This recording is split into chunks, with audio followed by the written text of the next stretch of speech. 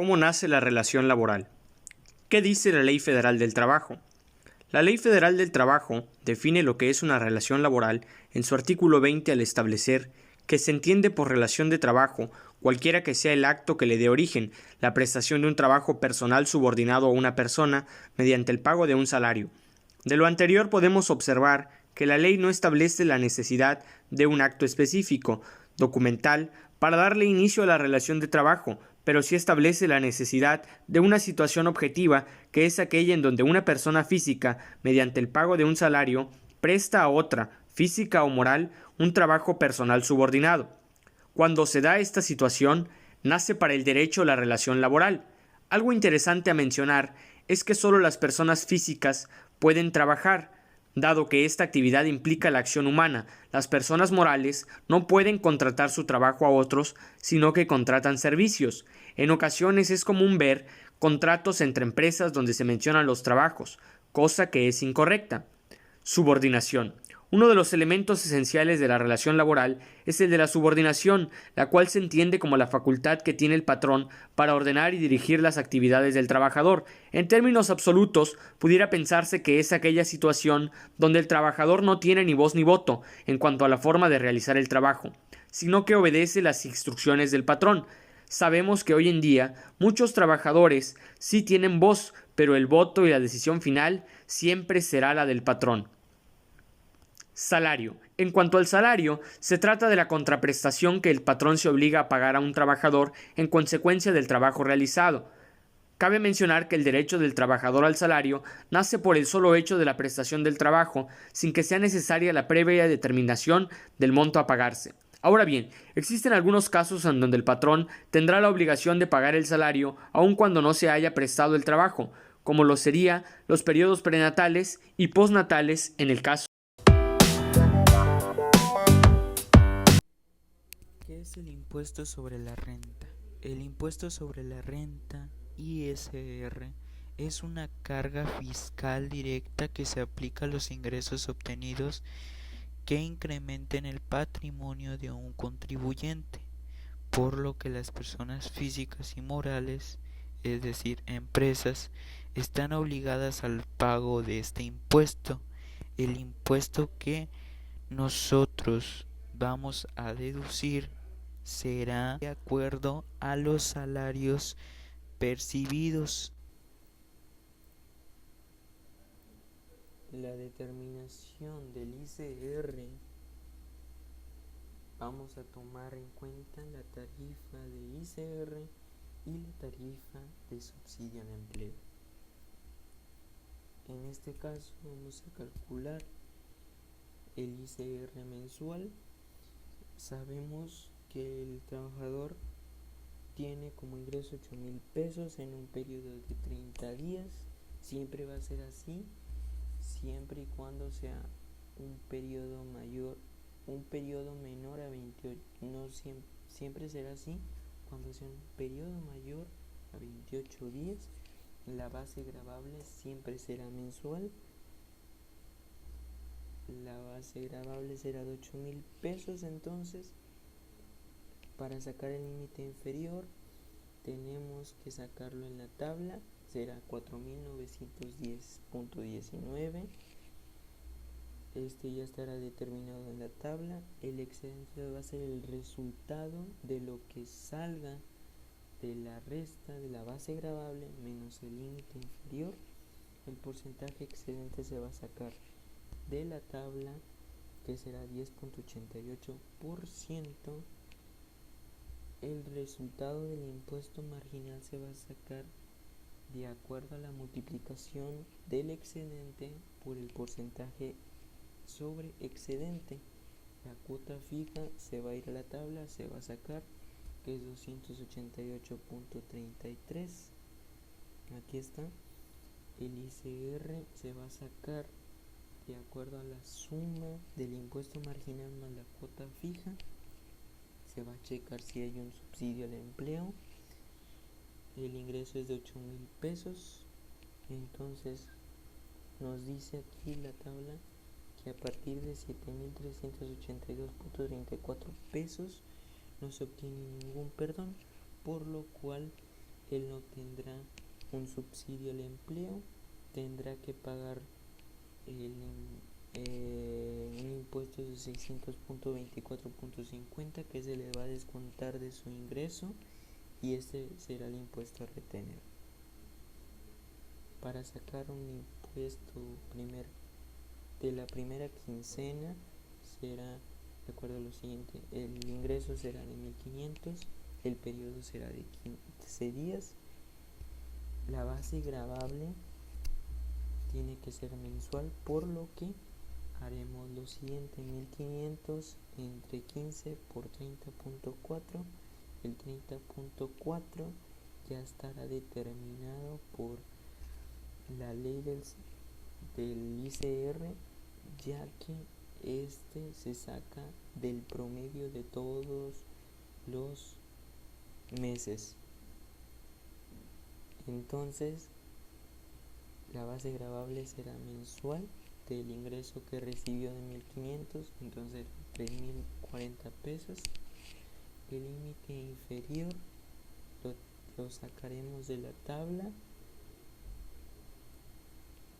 3.000 estará aquí, lo sacaremos de la tabla, igual a cuota fija y el porcentaje excedente. Aquí, si nos damos cuenta, ya está el límite inferior, el porcentaje excedente y la cuota fija. El excedente ya sabemos que se va a sacar la base gravable menos el límite inferior, el impuesto marginal de lo que salga de multiplicar el excedente por el porcentaje sobre excedente. El ICR se va a sacar de lo que salga del impuesto marginal más la cuota fija. El subsidio en el empleo nos tenemos que fijar en la tabla. Su ingreso fue de 3.040 pesos, entonces va a estar entre estas cifras, por lo que te va a tener un perdón de 406.62 pesos. Aquí está. En este caso no va a ser un ICR a descontar, ya que el subsidio al empleo es mayor que el ICR, por lo que se va a obtener un subsidio a pagar por la cantidad de 237.98 pesos, pero este es un subsidio a pagar mensualmente. Sin embargo, nosotros queremos sacar un ICR 15, un ICR de la primera quincena. Este será,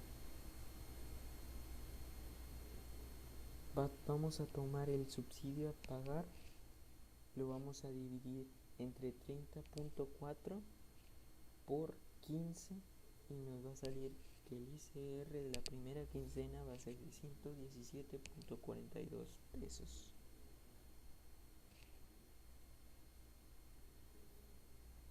Para sacar el ICR de la segunda quincena, nos dice que el ingreso mensual es de 100.000 pesos, trabaja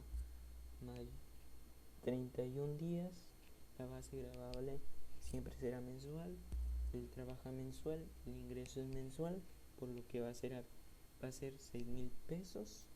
Aquí está, el límite inferior se va a sacar de la tabla de ICR. 100.000 pesos se encuentra igual aquí, 4.919.19, la cuota fija 288.33, el porcentaje excedente 10.88%. Aquí está, lo podemos checar. El excedente, como ya sabemos, va a ser el resultado de la resta de la base gravable menos el límite inferior. El impuesto marginal va a ser el resultado del excedente por el porcentaje sobre excedente. La cuota fija, el ICR se va a sacar de acuerdo a la suma que se haga del impuesto marginal más la cuota fija. El subsidio al empleo, nos vamos a ir a las tablas. 6.000 pesos están aquí para obtener este perdón. Aquí este será el perdón. En este caso va a ser un ICR a descontar, ya que el subsidio de empleo no es mayor que el ICR, por lo que se le va a descontar 112.27 de los 6,000 pesos que gana mensualmente. Sin embargo, en el problema nos está diciendo que ya se retuvo una cantidad de 76.98 en la primera quincena, por lo que el ICR mensual se le va a restar de lo que ya se haya descontado o recibido para que nos salga el impuesto a retener de la segunda quincena o a pagar. En este caso, 112.27 de ICR mensual menos el ICR retenido de la primera quincena, eso nos va a dar un total de que tenemos que descontarle al trabajador un total de 35.29 pesos.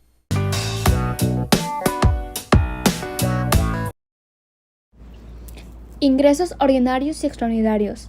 Los ingresos también pueden clasificarse en ordinarios y extraordinarios. Los ingresos ordinarios son aquellos que se obtienen de forma habitual y consuetudinaria. Por ejemplo, el salario de un trabajador que se ocupa en un trabajo establece o las ventas de una empresa a un cliente que compra periódicamente o de forma habitual.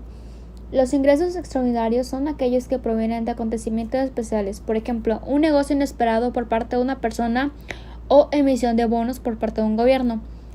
Ingresos extraordinarios tienen un cambio de carácter esporádico, siendo provocados por excepcionales necesidades, están por lo general renta a los gastos extraordinarios. Los ingresos extraordinarios por exclusión serían los que no cumplen con estos requisitos, de acuerdo al artículo 14 de la Ley Orgánica del Régimen Presupuestario. En cambio, los ingresos ordinarios son las percepciones que constituyen la fuente normal y periódica de recursos fiscales que obtiene el gobierno federal como base fundamental para financiar sus actividades. Es una parte de los ingresos gubernamentales que obtiene el Estado haciendo uso de su poder coercivo de forma unilateral o bien por una contraprestación obligatoria, es decir, incluyen los recursos que impliquen una obligación de deuda. Estos son permanentes y previsibles, son las percepciones que obtiene el sector público en un desempeño de sus actividades de derecho público y como productor de bienes y servicios por la ejecución de la ley de ingresos. Se clasifican en corrientes y de capital. Artículo 14 de la Ley Orgánica de Régimen Presupuestario. De acuerdo al artículo 14 de la Ley Orgánica de Régimen Presupuestario, son extraordinarios los ingresos fiscales no recurrentes, tales como los provenientes de operaciones de crédito público, de leyes, que originen ingresos de carácter eventual o cuya vigencia no exceda de los 3 años y de la venta de activos propiedad del Estado. No obstante, para efectos de clasificación presupuestaria, deben considerarse también como ingresos extraordinarios la existencia del Tesoro no comprometidos al 31 de diciembre del ejercicio fiscal anterior al vigente, utilizadas de acuerdo al artículo 17 de la misma ley, que en efecto establece: cuando fuera indispensable para contribuir con lo dispuesto en el artículo 3 de la presente ley, en el presupuesto de ingresos se podrá incluir hasta la mitad de existencias del Tesoro no comprometidas y estimadas para el 31 de diciembre del año de presentación del proyecto de presupuesto. Esta fuente de financiamiento tendrá carácter de ingreso extraordinario. Económica. Según esta clasificación, los ingresos públicos se clasifican en corrientes, recursos de capital y fuentes financieras. Los ingresos corrientes son aquellos que proceden de ingresos tributarios, no tributarios y de transferencia, que recibidas para financiar gastos corrientes. Los recursos de capital son los que se originan por la venta de bienes de uso, muebles e inmuebles, indemnización por pérdidas o daño de la propiedad, cobros de préstamos otorgados, disminución de existencia, etc. Son extraordinarios los ingresos fiscales no recurrentes, tales como los provenientes de operaciones de crédito público, de leyes, que originen ingresos de carácter eventual o cuya vigencia no exceda los 30 años y de la venta de activos de propiedad del Estado. Los ingresos son aquellos que provienen de emisión de moneda, son aquellas percepciones que provienen de actos eventuales para cubrir gastos también eventuales. No obstante, para efectos de clasificación presupuestaria, Deben también considerarse tales como ingresos extraordinarios, la existencia del tesoro. Gastos e ingresos extraordinarios. En la actividad de toda empresa se producen a veces operaciones de carácter extraordinario que pueden generar un beneficio o una pérdida, en lo cual son operaciones que no tienen relación con la actividad normal de la empresa. De esta manera se producen como maneras ocasionales o no repetitivas. Un ejemplo de estas son las operaciones de este tipo, ya que pueden ser beneficioso o pérdidas por la venta de un inmueble u otro elemento del inmovilizado. También cabe mencionar las pérdidas por incendios, robos, accidentes, entre otras cosas, multas, sanciones o premios obtenidos. Los gastos se contabilizan en las siguientes cuentas, como pérdidas procedentes del inmovilizado inmaterial y material. Las materiales son aquellas que se producen en la venta de elementos del inmovilizado material o por pérdida de valor de los mismos. Uno de los gastos también extraordinarios son aquellos originados por inundaciones, incendios o otros accidentes como sanciones y multas. Mientras que los ingresos se contabilizan en las cuentas, ya sea de un beneficio procedente material, que son aquellos que se generan en la venta de elementos del inmovilizado. También cabe mencionar que estos generan en la venta de elementos algo inmaterial, como los premios o una recuperación de créditos que habían sido declarados incobrables. El saldo de estas cuentas se lleva contra pérdidas y ganancias al cierre. De tal manera, se producen, como ya mencionamos, repetitivos o más bien de maneras ocasionales. En los convenios a que se refiere el artículo anterior, se establecerá la fecha de inicio de la presentación de los servicios y los sujetos de aseguramiento que comprende, la vigencia, como también las prestaciones que se otorgan. En el artículo 15, cuando en la contratación de los trabajadores para un patrón a fin de ejecuten trabajos o presten servicios para él, participe un intermediario laboral, cualquier que sea denominado, que el patrón asuman, ambos serán responsables. En el artículo 16, los patrones que de conformidad con el reglamento cuenten con un promedio anual de 300 o más trabajadores en el ejercicio fiscal inmediato anterior, están obligados a dictaminar el cumplimiento de sus obligaciones ante el instituto por contador público autorizado, en los términos que se señalan en el reglamento del efecto ejecutivo federal. Artículo 17. Al dar los avisos que se refieren a la fracción, el patrón puede expresar por escritos los motivos en que funda alguna excepción o deuda acerca de sus obligaciones, sin que por ello quede relevado de pagar las cuotas correspondientes. La información que proporcionen los patrones para su registro podrá ser analizada por el instituto a fin de verificar las existencias de los supuestos y requisitos establecidos ante la ley. Si el instituto lo determina.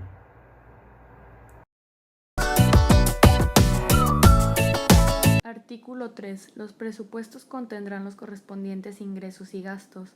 El monto del presupuesto de gastos no podrá exceder del total del presupuesto de ingresos. Los ingresos extraordinarios presentan como característica distintiva que la fuente que los genera no permite su repetición continua y periódica y afecta o compromete la disminución del patrimonio del Estado en el presente o en el futuro.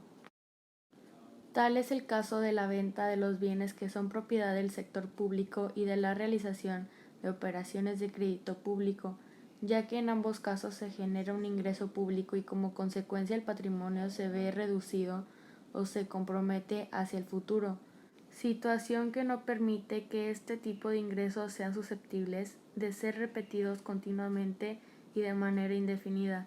También es el caso de las situaciones especiales en las que el Estado percibe un ingreso por un periodo limitado de tiempo, en virtud de alguna legislación temporal que lo autoriza para ello. Se recomienda que los ingresos extraordinarios se utilicen para hacer frente a situaciones imprevistas que conllevan a la ejecución del gasto público extraordinario.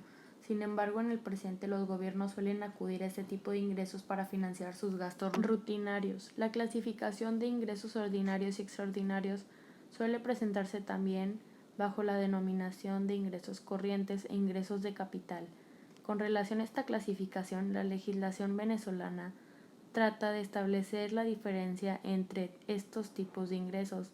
La Ley Orgánica de la Administración Financiera del Sector Público, en su artículo 7, establece que se entiende por ingresos ordinarios los ingresos recurrentes, se entiende por ingresos extraordinarios los ingresos no recurrentes, tales como los provenientes de operaciones de crédito y de leyes que originen los ingresos de carácter eventual o cuya vigencia no exceda de 3 años. Se entiende por los ingresos corrientes los ingresos recurrentes, sean o no tributarios, petroleros o no petroleros. Se entiende por ingresos de capital, ingresos por concepto de ventas de activos y por concepto de transferencias con fines de capital. Se entiende por ingreso total la suma de los ingresos corrientes y los ingresos de capital. Se entiende por ingresos recurrentes aquellos que se prevea producir o se haya producido por más de 3 años.